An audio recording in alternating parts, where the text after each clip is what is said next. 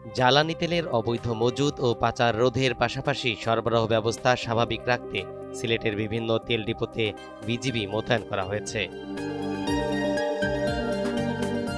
বিশ্ববাজারে তেলের দামের অস্থিরতার কারণে বাংলাদেশেও এর প্রভাব পড়েছে। তাছাড়া যোগান ও মজুদ ঠিক থাকা সত্ত্বেও কালোবাজারের মাধ্যমে দেশের তেলের বাজারকে অস্থির করা হচ্ছে।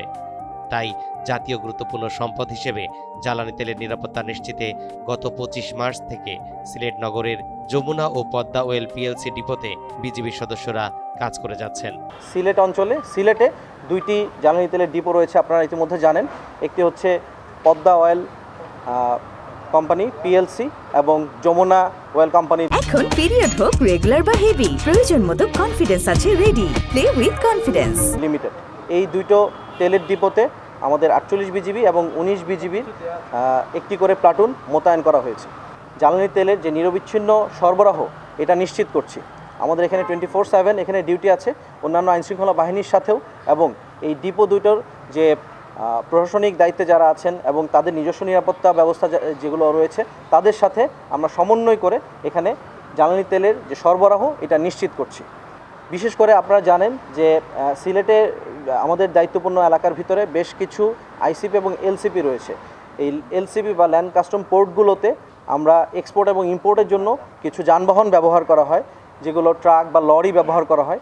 এগুলোর মাধ্যমেও যেন কোনোভাবে আমাদের জ্বালানি তেল দেশ থেকে, সেটা ট্যাঙ্কিতে করেই হোক অথবা অন্যভাবে কোনো ব্যারেলে করে অবৈধভাবে যেন এই আমাদের জ্বালানি তেল পার্শ্ববর্তী দেশে পাচার না হয়, সেই ব্যাপারেও আমরা সজাগ আছি। আমরা নিয়মিত তল্লাশি কার্যক্রম করছি।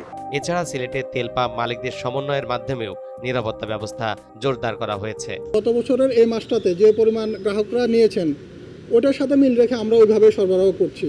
এখন হয়তো বলতে পারেন যে চাহিদা মতো পাচ্ছে না।